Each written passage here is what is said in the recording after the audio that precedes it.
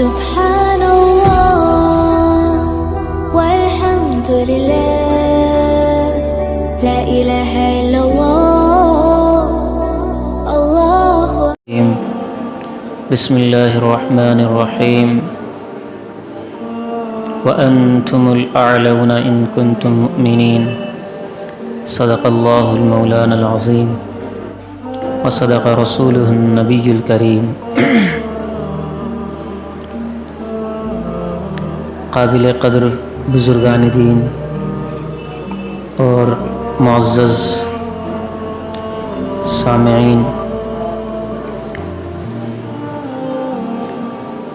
اسلامی تاریخ کے لحاظ سے یہ مہینہ تیسرا مہینہ ہے۔ اس کا نام ربیع الاول ہے۔ ربیع الاول عربی کا لفظ ہے۔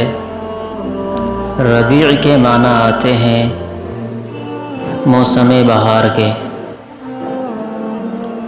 اول پہلے کو کہتے ہیں، موسم بہار کا پہلا مہینہ، خوشگواری کا، خوشحالی کا، لہذا مشاہدات یہ بتلاتے ہیں کہ ہر جگہ خوشگواری ہے، ہر جگہ خوشحالی ہے۔ باغات میں پھلوں کو دیکھیں تو پھل پکے ہوئے ہیں، کھیتوں میں کھیت لہرا رہے ہیں، پھولوں پر پھول آئے ہوئے ہیں، ہر جگہ خوشحالی۔ کیوں؟ کیونکہ یہ موسم بہار ہے۔ یہ موسم بہار کا پہلا مہینہ ہے۔ اتنی خوشحالی جو آپ اپنی آنکھوں سے دیکھ رہے ہیں، اس موسم میں دیکھ رہے ہیں اور اس مہینے میں دیکھ رہے ہیں، اسی خوشگوار موسم میں، اسی موسم بہار کے پہلے مہینے میں ساری کائنات کے نبی، نبیوں کے نبی، رسولوں کے رسول، خاتم النبیین والمرسلین جناب محمد الرسول اللہ صلی اللہ علیہ وسلم تشریف لائے۔ یہ ربیع الاول نبی پاک علیہ السلام کی میلاد کا مہینہ ہے، نبی پاک علیہ السلام کی آمد کا مہینہ ہے۔ اس مہینے کے اندر اللہ پاک نے اپنے سب سے زیادہ لاڈلے حبیب، سب سے زیادہ محبوب، سب سے زیادہ مقرب اپنے نبی کو اس دنیا میں مبعوث فرمایا۔ عزیزو، اللہ تبارک و تعالی نے انسان کا وجود بنایا اور اس وجود کے اندر اللہ تعالیٰ نے طرح طرح کی نعمتیں بخشی۔ مثلاً آنکھیں ہیں، پاؤں ہے، ہاتھ ہے، دماغ ہے، یہ سب چیزیں اللہ کی نعمتیں ہیں۔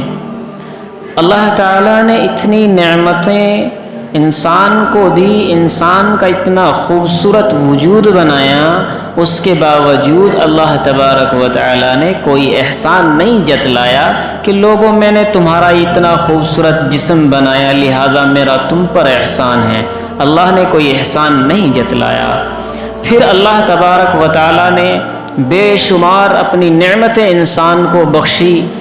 ماں باپ یہ نعمت ہے، اولاد نعمت ہے، دولت نعمت ہے، انسان کا شب و روز اچھی طریقے سے گفتگو کرنا یہ نعمت ہے، انسان کے پاس اچھے اخلاق یہ نعمت ہے، انسان کے پاس زمین دی، اتنی بڑی زمین بنانے کے بعد اللہ نے کوئی احسان نہیں جتلایا.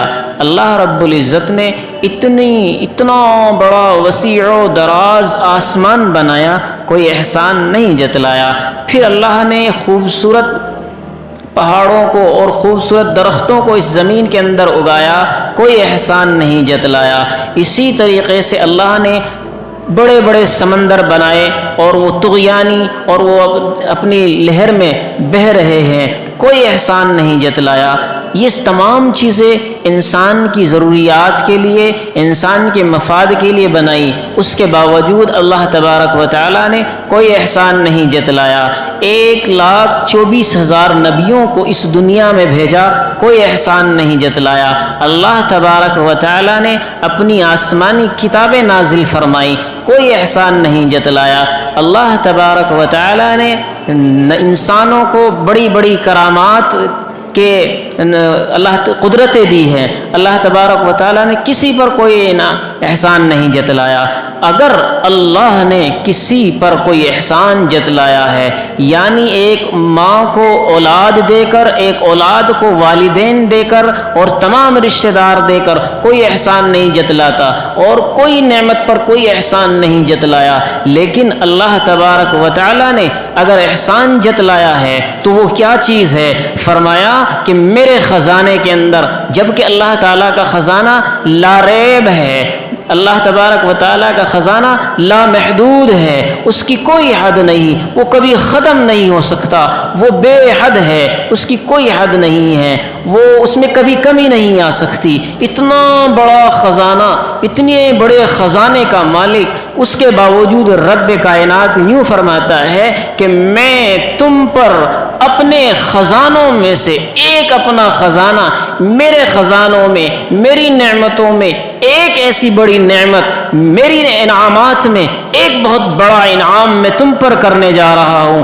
یوں کہ یہ میرے جواہرات میں سے، میرے ہیروں میں سے، میرے موتیوں میں سے میں ایک خزانہ تمہیں دینے جا رہا ہوں، ایک ایسا لعل دینے تمہیں جا رہا ہوں جو میں تم پر دے کر تم پر احسان کر رہا ہوں. وہ کیا ہے؟ لقد من اللہ علی المؤمنین اذ بعث فیہم رسولا، کہ میں تم میں اپنا حبیب بھیج کر تم پر احسان جتلاتا.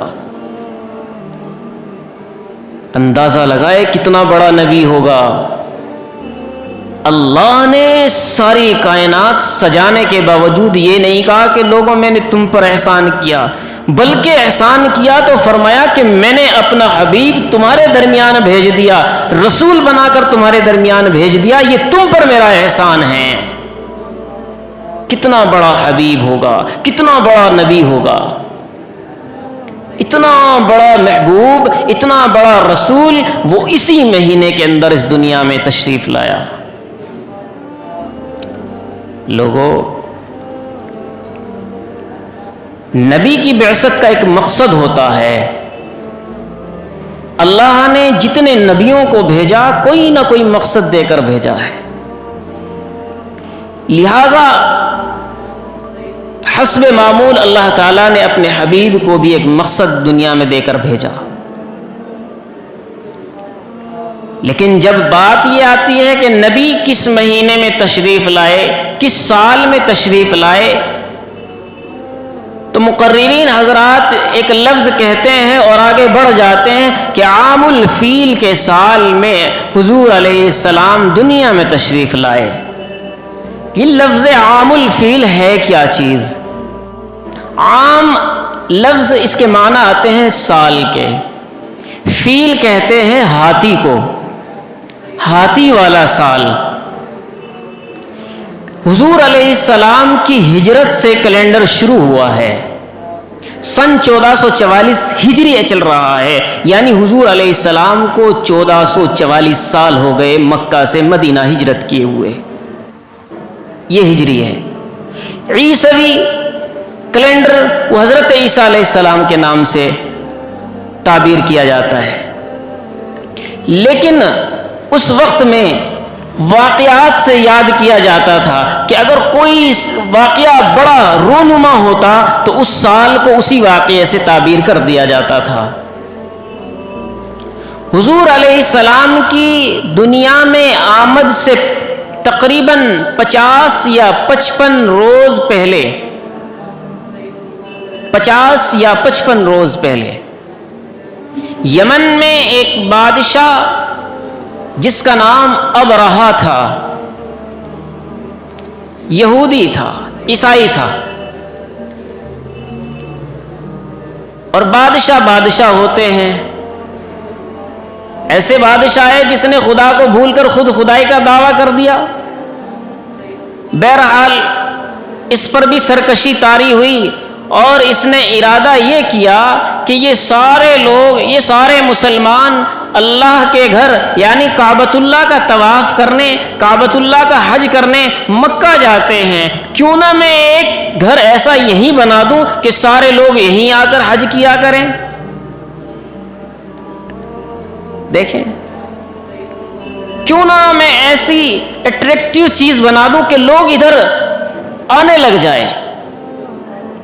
لہذا اس نے ایک گھر بنایا، ایک گرجا گھر بنایا اور حکم کر دیا کہ لوگوں اس سال حج یہاں ہوگا۔ مکہ کے قریش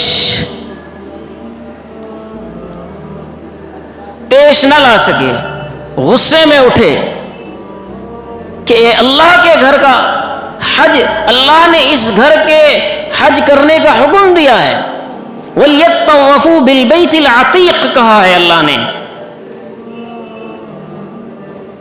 اس کی طرف حج کرنا یہ اللہ کا حکم ہے۔ لہذا اس کے اندر دو چیزوں کی توہین ہے، اللہ کے حکم عدولی ہے اور کعبۃ اللہ کی توہین ہے۔ وہ غصے میں اٹھے اور تاریخ میں لکھا بعض نے کہ وہ لوگ وہاں گئے اور اس گرجا گھر کو جا کر انہوں نے ناپاک کر دیا، غلاظت اس میں ڈالنی شروع کر دی، بیت الخلا کر دی۔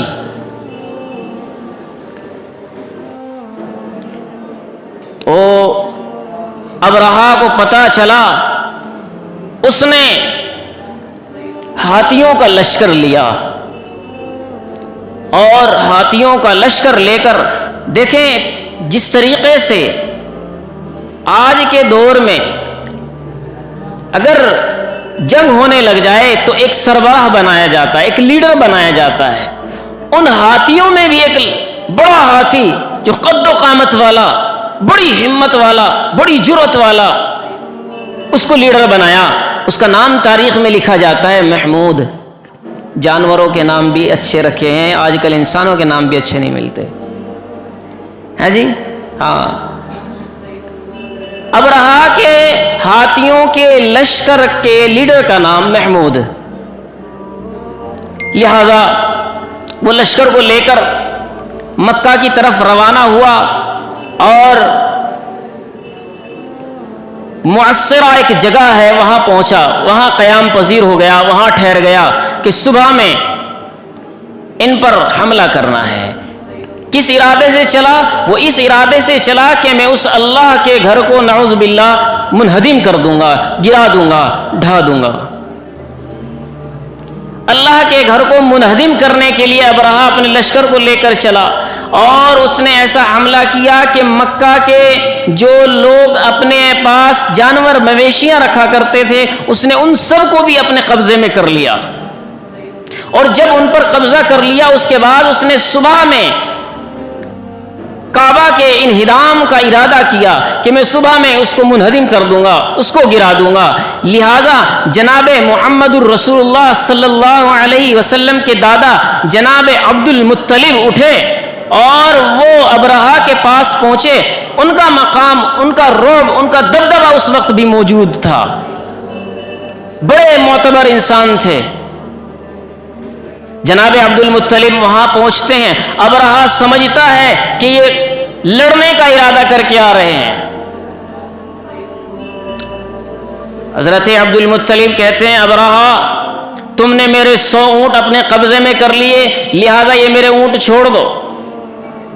ابرہہ نے کہا کہ ہمارا تم سے کوئی مسئلہ نہیں ہے، ہماری تم سے کوئی لڑائی جھگڑا نہیں ہے، ہمارا تو صرف کعبۃ اللہ سے مسئلہ ہے، ہم صبح میں اس کو انہدام کر دیں گے، منہدم کر دیں گے، گرا دیں گے اور پھر ہم چلے جائیں گے۔ اس نے کہا، جناب عبد المطلب نے کہا، ابرہا مجھے میرے اونٹ چاہیے۔ ابرہا سوچنے پر مجبور ہو گیا کہ میں اس کے رب کے گھر کی بات کر رہا ہوں، یہ اپنے جانور کی بات کر رہا ہے، اسے اللہ کے گھر کی، اپنے رب کے گھر کی فکر نہیں بلکہ اپنے جانور کی فکر ہے۔